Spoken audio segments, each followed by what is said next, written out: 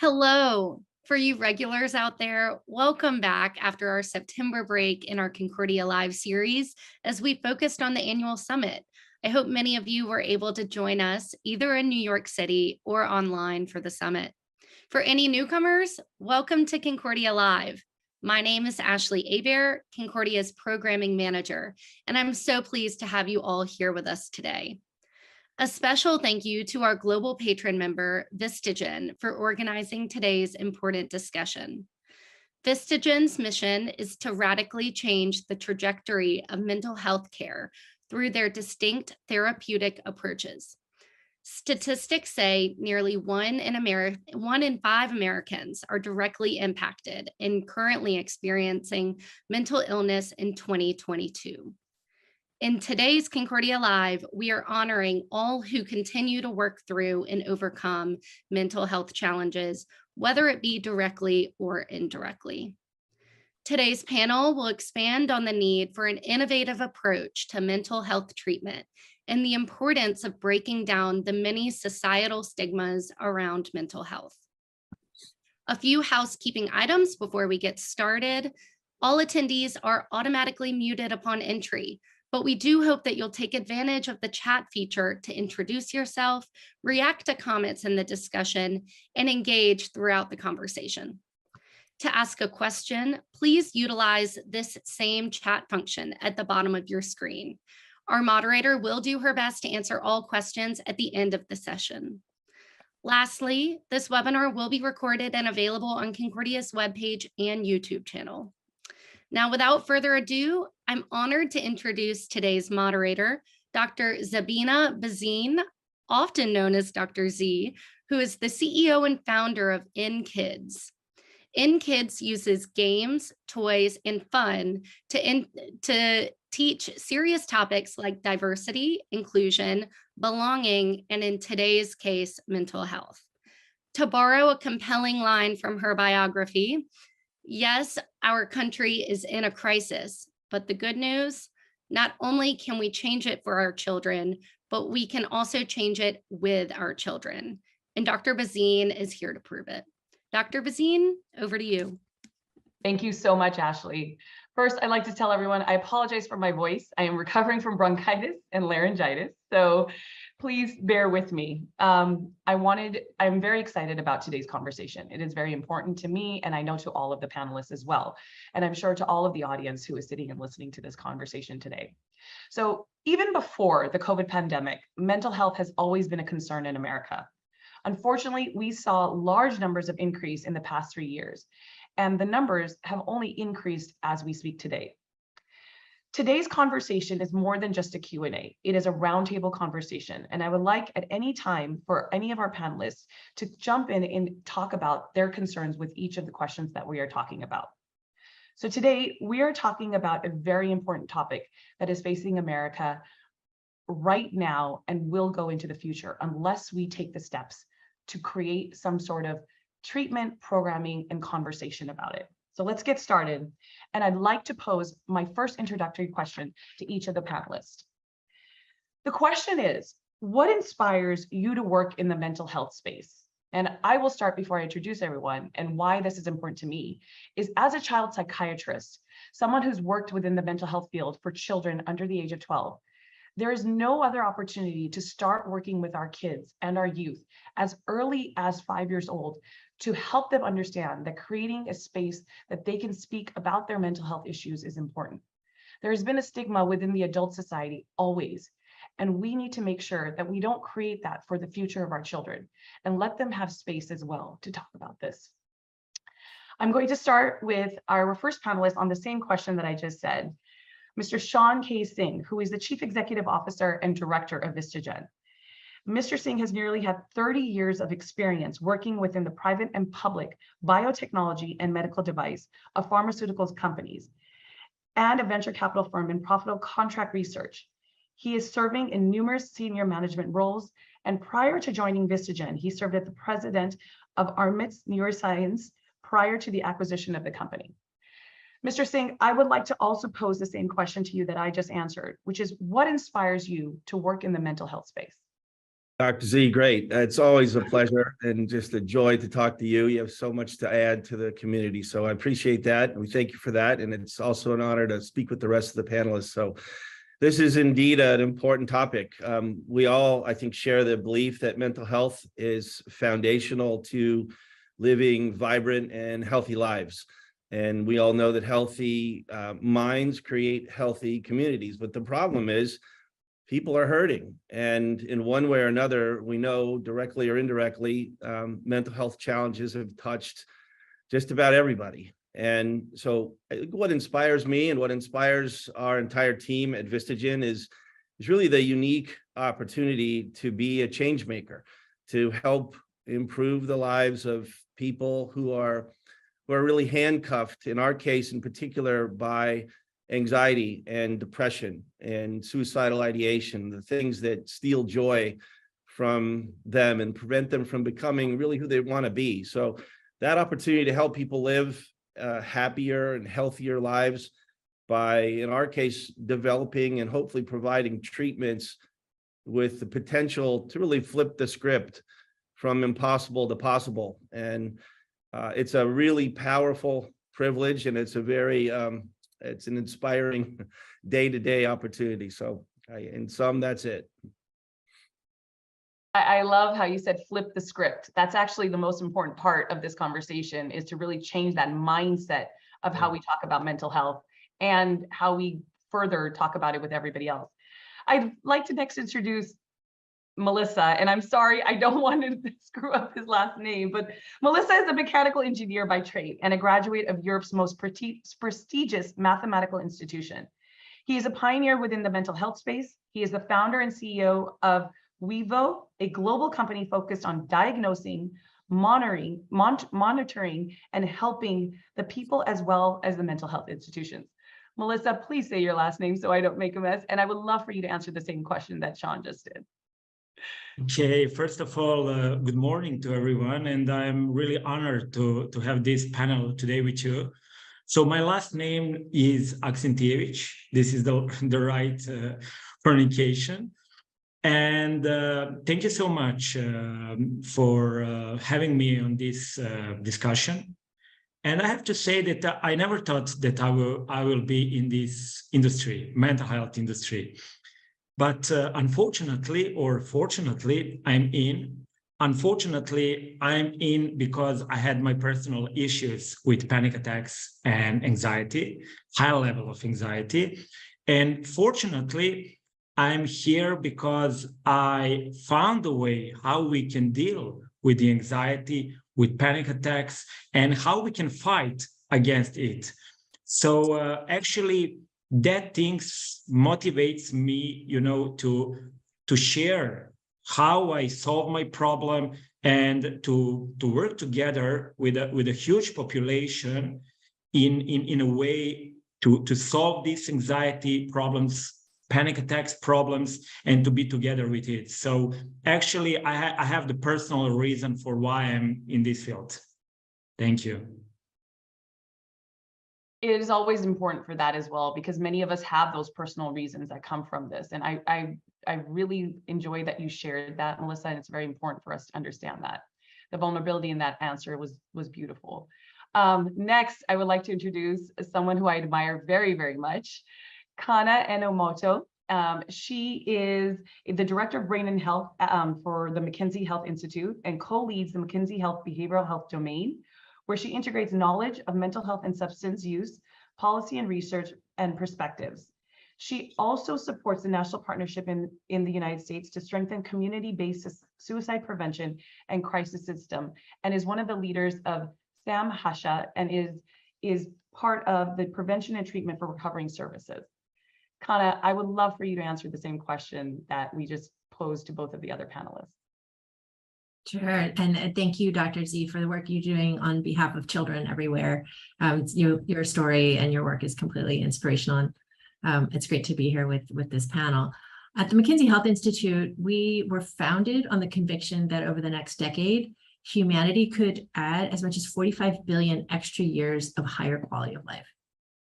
And fundamental to achieving that kind of gain, that'd be 6 years on average for everybody on the planet.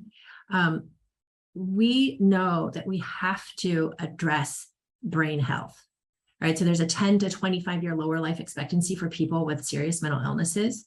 You know, these are conditions of the young. They start, 3/4 of them start before the age of 24. And it's a leading cause of global burden of disease, right? So mental and substance use disorders drive about 10% of all global disease burden. And when you take into consideration the disease burden of the associated risks of physical health conditions that we know, like cirrhosis and substance use disorder, then you're looking at 15%, driving 15% of global disease burden. And yet we have not scaled what works. Right? We know that there are the treatments that Sean's done, that Melissa has done, that you have done, that people have not adopted. And they're not adopting them sort of for the wrong reasons. If you had a rash of children showing up in the emergency room with broken legs, right? You wouldn't say, let's invent a new treatment for broken leg syndrome. You would say, why are all of these children showing up with broken legs? And let's do something about that. And so we have done a pretty cool some modeling in terms of if we went around the world and we actually scaled what works, we actually did the prevention that we know we should do, that we actually did the social emotional supports that we know that people need. We actually had scale for both the psychosocial and the pharmacological treatments that people need. How much of that burden could we actually address or prevent? And it's half, right? Like 333 million life years coming for disability adjusted life years coming from mental illnesses and substance use disorders. We could tackle 150 million of those if we actually did what we know that we could. And that is just what gets me out of bed every single day. I totally agree with you. And I feel your pain about getting out of bed and just dealing with this. So I totally agree with you. I'm going to start with a quick question, Kana, back to you as well to move along with this conversation. So we have in American history a suicide national hotline that was a full number that I don't think many people knew about. That was I think a 1-800 number that people could call. Recently, July 16th of this year, we launched a 988 number very similar to 911 that people could call for suicide prevention and also to talk about mental health issues. I think we need to talk about that a little bit more because I don't think many people know about that. Can you speak on 988, the suicide crisis lifeline, and what is the purpose of it? And what does it mean for the nation? Right. Yes, that is great. So yes, we had 1-800-273-8255 since 2005. And you wonder, why weren't people calling it? But people were calling it. In fact, 2 million people a year have been calling that number for, close to 20 years. But in October 2020, Congress passed and the president signed the National Suicide Hotline Designation Act and made 988 an official nationwide 3-digit number that anyone from anywhere could call if they're experiencing a behavioral health crisis. And so it doesn't have to be suicide. It could be if you're experiencing a mental health crisis, if you're experiencing a substance use crisis, and you only have to remember 3 digits. And it has that, like I think you mentioned it earlier, it's like 911, right? So it conveys to people that this is a serious issue for which you might need, and certainly you do deserve for a response. And so it's changing in 2 things. One is that previously people were often calling 911. People still do call 911 for a mental health or substance use emergency. And then you would often get a law enforcement response rather than a health response. And what we'd love to see is that for many people who aren't in imminent danger to themselves or someone else, that they would get a public health response, because that will help them get to the sort of supportive services that are more likely to help them. And then at the same time, what the government has done is they've created a vision so that within the next year and a half, all of those calls to 988 will be answered by a crisis line in your state. So someone who is familiar with the services and resources that are near you. By 2025, the objective is that 80% of Americans will live in a place where they can, if you need it, someone can come to you with a mobile crisis response. And then by 2027, the hope is that 80% of Americans will live in a place where there is somewhere safe to go, where you could go to a crisis respite, a crisis stabilization unit, a crisis receiving facility, not just go to the emergency department. And what we've seen just in the few months since 988 went live in July, that there has been a 45% increase year on year from August 2022 to August 2021, which means that Lifeline counselors answered 23,000 more calls just than they'd had the week before. And that's calls, texts, and chats. And I think there's just a lot of promise to transform the way we're responding to people who are in the greatest need.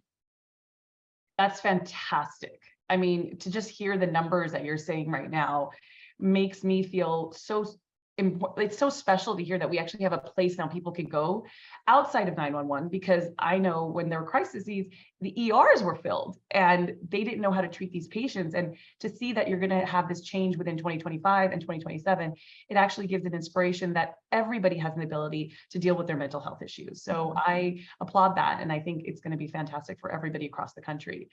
Dr. Z, can I add something on that while we're on this topic? Absolutely. This comes up a lot. I travel all around, and I'm often hearing from just people who are not in our industry, just people that are worried about this. They see it in the media and they say, what really can I do at this time? And as we think about it, and we know that suicides during the pandemic, especially among youth, have increased 57% just in the last 3 years. And incidents of mental illness have increased, tripled during the pandemic. But what I typically say is the easiest thing you can do is just listen. And that's what this hotline often involves, is people listening, right? So being ready to listen and actually listening, that's one of the easiest ways to live beyond yourself in the midst of this crisis and actually think that you're going to have an impact, whether you're coaching a team or you're having coffee with your friends. You could be anywhere. You hear signals, and just take an extra moment and hear somebody out. It's amazing the impact that does. And we know that impact is there with the 988 data that Kana just noted. We need a lot more money for the 988. Every single state and every single community needs more money, but it's a great start. I totally agree with you. And to say it as a therapist, you don't have to be a therapist to listen. You just have to have an open ear. And I think, Kana, one of the things that you mentioned is it's not just for a place for people who are dealing with mental health or a suicide issue. It's for someone to actually call in and say, I've just listened to someone, and to understand how do we help that person as well. So Sean and Kana, what both of you have just said is very important, that you don't have to have the mental health issue. You can also be that person who actually sits and listens to someone and just helps them out in so many aspects, and especially with our youth. And I'm a little biased to that, but our youth needs a lot more ears to listen to. And I think we as adults have to listen to them and not really try to give those advice. I think we need to have some of the professionals do that, but they really just need a listening ear. So I do agree with that. And actually this transitions really well, Sean, into my question with you. We've seen the ERs, for years now, that most Americans are aware of the much publicized opioid epidemic, but we've heard less and less about the benzoid epidemic. So I want to talk a little bit about that, because that's actually affected us in this period that we're talking about mental health. And tell us a little more about that and what Vistagen is pioneering to help address that as well. Yeah, long before even the pandemic, the FDA put out a drug safety communication on what are called benzodiazepines, right? Drugs that are often used, as you well know, for anxiety disorders. And when used properly, just like opioids, they can actually be effective. But the FDA saw in the early innings of the pandemic that the prescriptions for benzodiazepines were just skyrocketing. There were 92 million prescriptions even before the pandemic. And the first chapter of the pandemic, that rate increased by about 38 to 40%. So the problem with them is there's a very high risk of abuse and misuse and overuse. And so the risk of addiction underlies the potential benefit the drugs can deliver. So while they may provide rapid fairly fast onset benefit in an anxiety, especially acute anxiety mode. That effect lasts for a while, can impair your cognitive functioning. And again, the risk of abuse and addiction is super high. So you have to sit there and worry about the longer term consequences of these medicines while trying to deal with your acute issue. We're developing what we think needs to happen, because while in many other sectors we've seen advances in drug therapies, cancer and many other other indications, just hasn't been much done that's different in the mental health arena for decades. Drugs are very similar. Unfortunately, they take a long time to work. If you have depression and you want to go and start on an antidepressant currently, you have about a 1 in 3 chance of that working. And it's going to not tell you that for 6 to 8 to 10 weeks.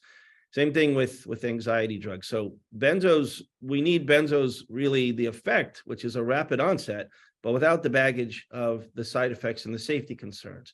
We're developing a drug called PH94B, which is designed to work acutely, but to be used as needed. And what we've seen from some of the data so far is that the more often that it's used, the less people avoid, in the social anxiety disorder context is our main focus. They avoid the stressors and the situations that really impair and give them high opportunity costs in their life. So we need medicines that work faster. We also need medicines in the mental health arena that are safer. And so our mission is, and there's no one size fits all. We all know that from a medication standpoint, and every single medication has to augment your profession, right? It has to augment talk therapy.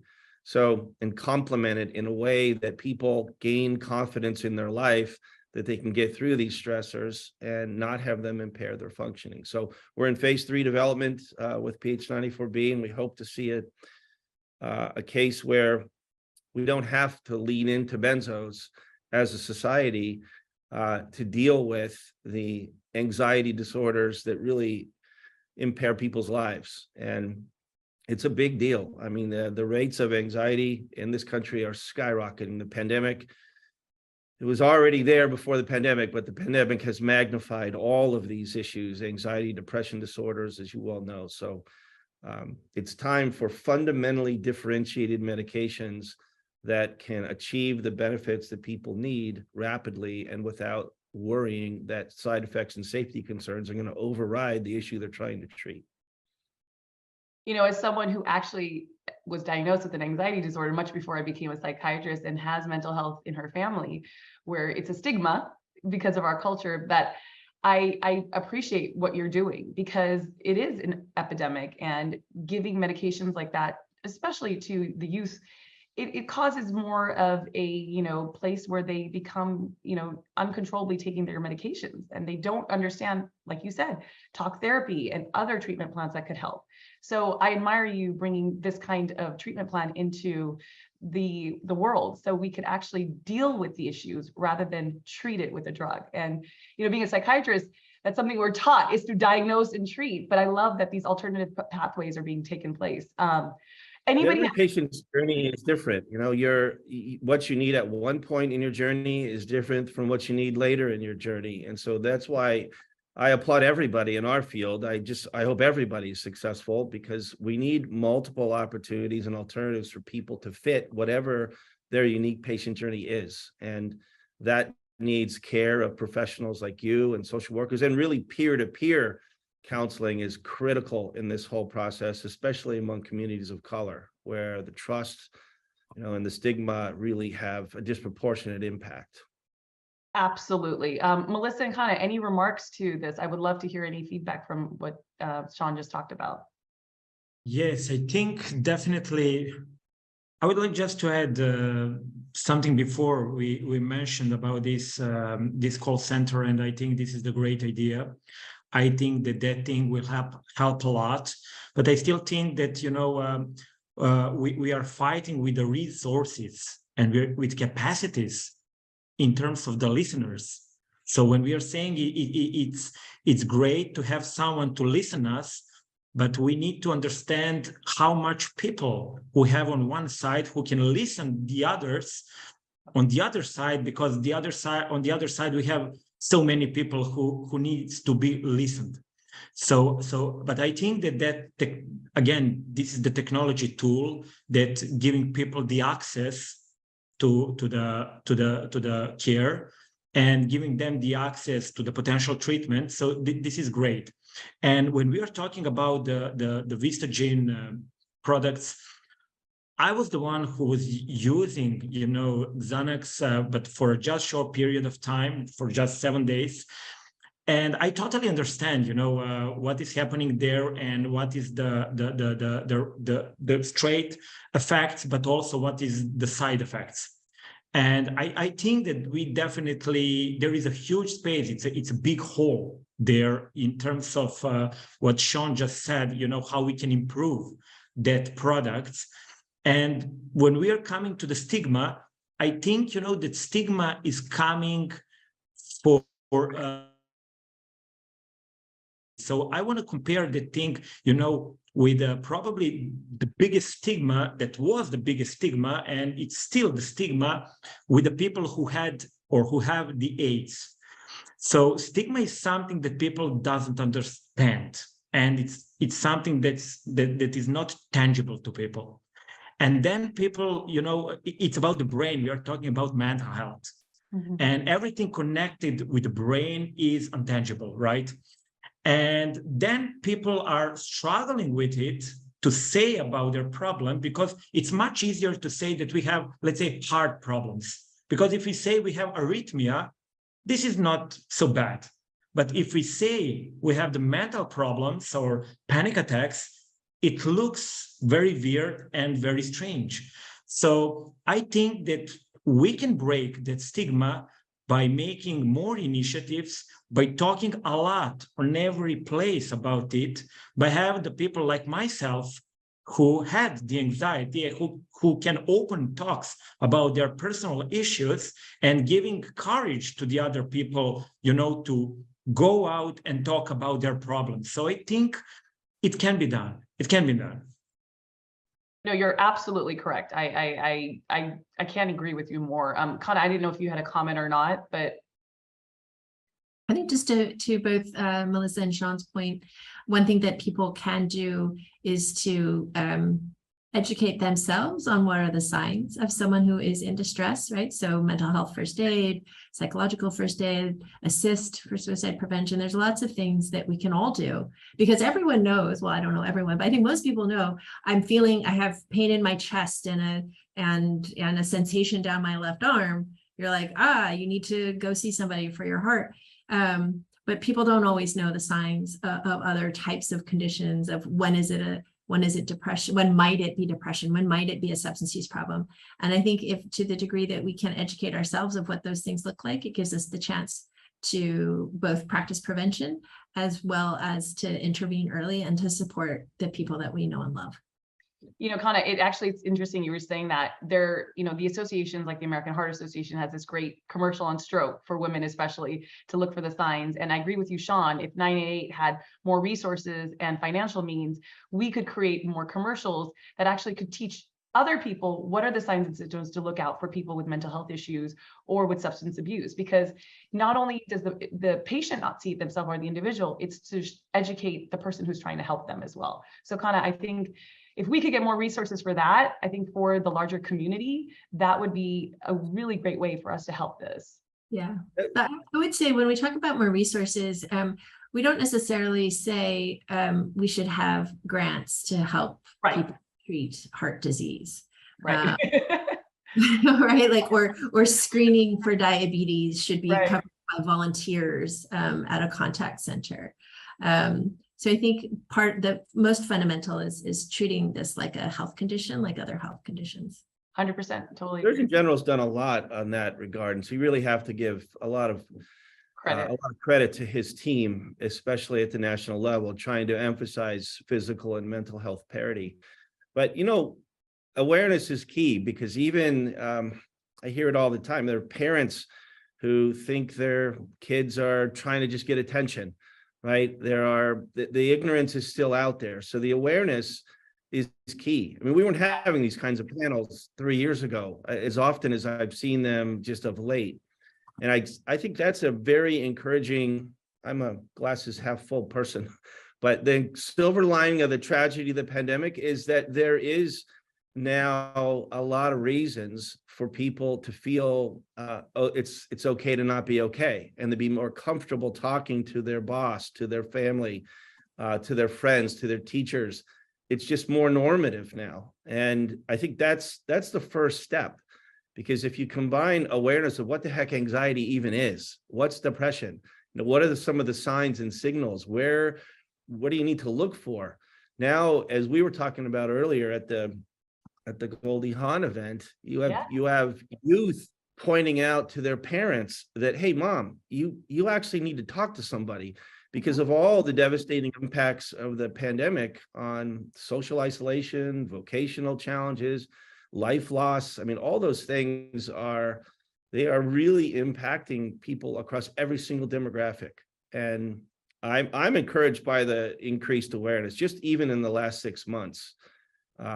What I know and hear and see is that people are getting it. Like, and you're right, the resourcing isn't there to match it. We could have 10,000 more of you, Dr. Z, and there's still going to be a long cycle time to get care. That's why I think the peer-to-peer, it's so critical that somebody who, especially at the youth level, when a high school student who's wrestled with depression is talking to another high school student who's wrestling with depression, it's a big deal.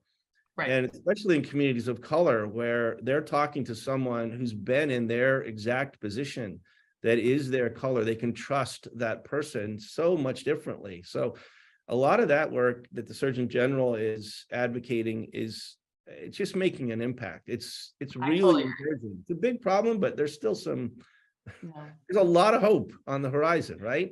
Well, I totally agree with you. I think we have to admire the fact that the Surgeon General brought this up and created his, document, which was in the early years of when COVID had occurred. And he created this youth to youth peer conversation.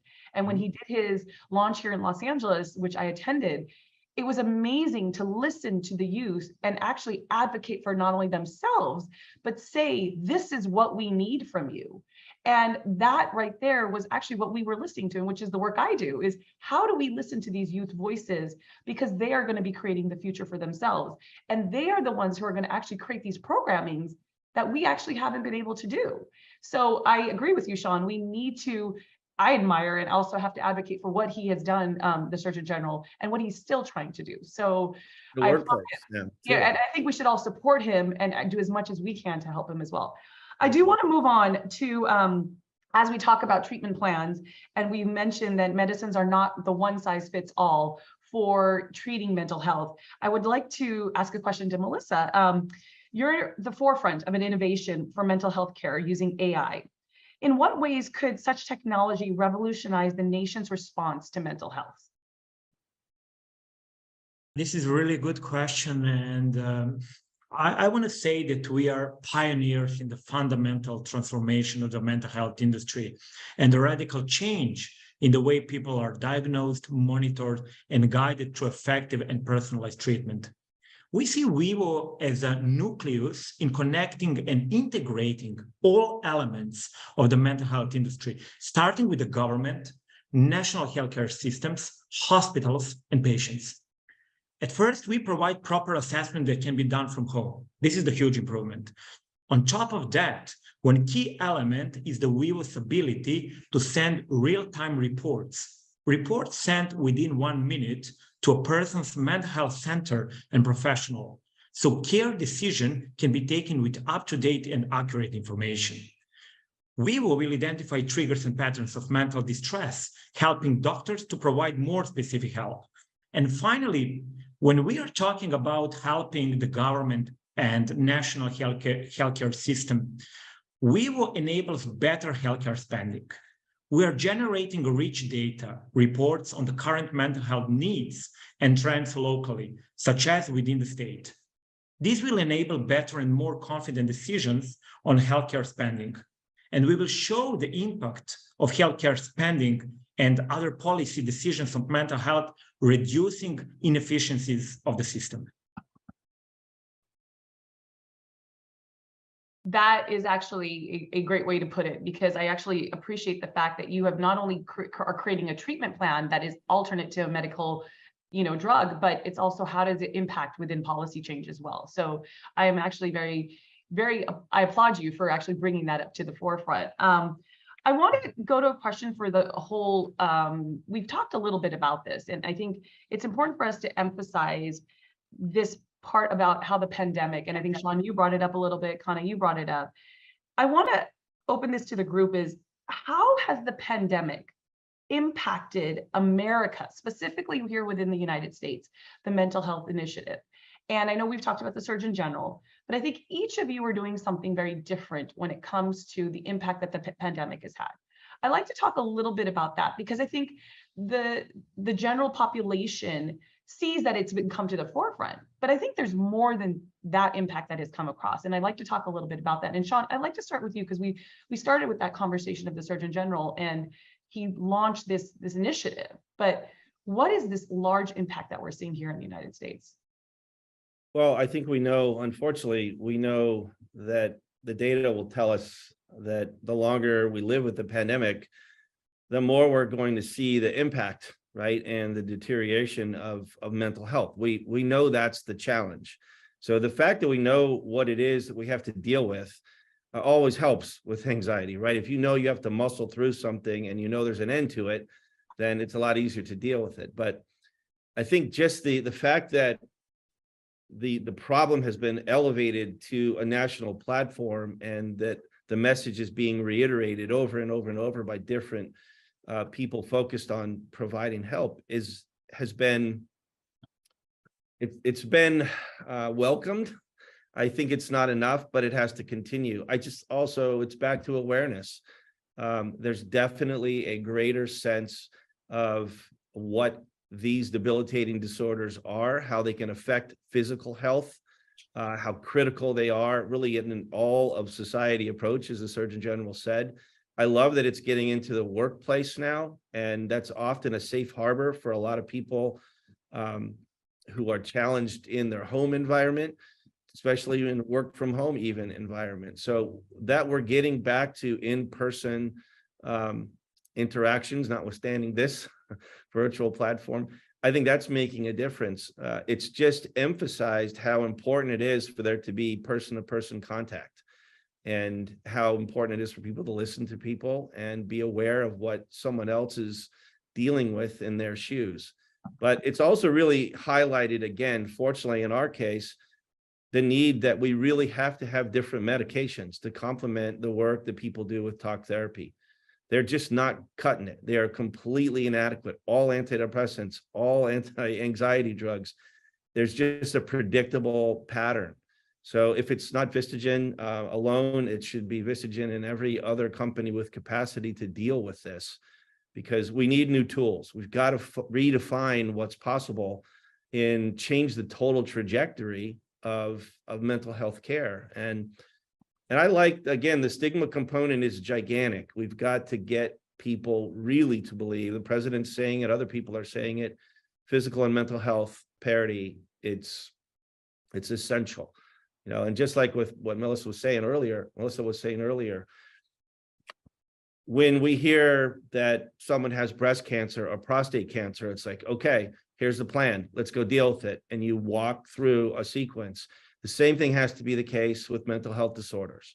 And it has to be just that normative, right? And I think that's what's coming out of the pandemic.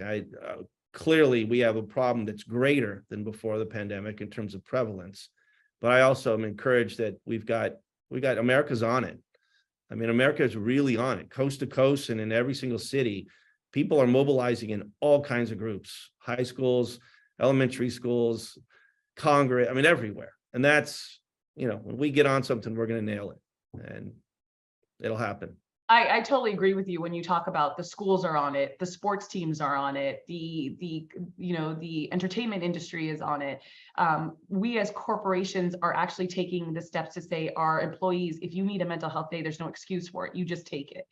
So I think we're all looking at it as an important factor as the pandemic that it is. it's in itself, mental health is its own pandemic. So I totally agree with you. Kana, I can tell that. So please, your remarks to this question. Sure. So, I mean, I think COVID affected us in several ways. First, it created more distress. Second, I think it opened up the aperture in the conversation. And third, it accelerated innovation. So in creating more distress, we had 50% increase in adolescent girls going to the emergency departments with thoughts of suicide. We had the highest number of overdoses ever, deaths by overdose ever. We had at some points 46% of Americans saying they were experiencing symptoms of depression, anxiety, and 30 to 40% of employees saying they're experiencing symptoms of burnout. So a lot of distress, which then created greater awareness. So then in turn, 70-80% of employers saying we're going to take action, 51% of Americans saying this is the most important health issue right now. Actually, most recently, mental health for the first time outstripped COVID as the most important health issue. And then investors, right? There's been a doubling of private capital going into behavioral health companies in 2020, 2021, 2022. So it's gotten, it's reaching more and different audiences. And then finally, the innovation, right? Telehealth spiked for everybody at the beginning of COVID, but then rapidly came down kind of after that first spring into the summer. Whereas for behavioral health, at one point, about 70%, let's say, of psychotherapy visits were telehealth in March, April, May 2020. They are still at 45%.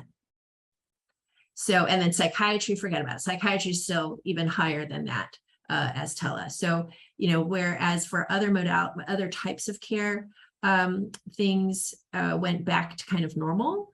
For behavioral health, it's just the horse is out of the barn. It has shifted forever. And then the adoption of digital tools, the meditation tools, the self-help tools, the opening up of more stepped care models, use of BH coaches, all of those things I think are really great innovations that came out of this experience. I totally agree with you. Melissa, we have a few more minutes, so I wanted to make sure I got your remarks in. Yeah, thank you so much. So I'm coming again up to the technology. So I don't want to talk about statistics, and I know that we all can find the statistics on the internet. So, but I'm also very glad that we use this conversation to talk mostly about the solutions and about the concrete actions than just to talk about the challenges and the problems. So I want to say that, yeah, we have increased number of population that is struggling with mental health issues, and unfortunately, we are entering in the total new mental age. So I want to say that if we take the definition of technology as do more with less, we can compensate the lack of the staff and resources.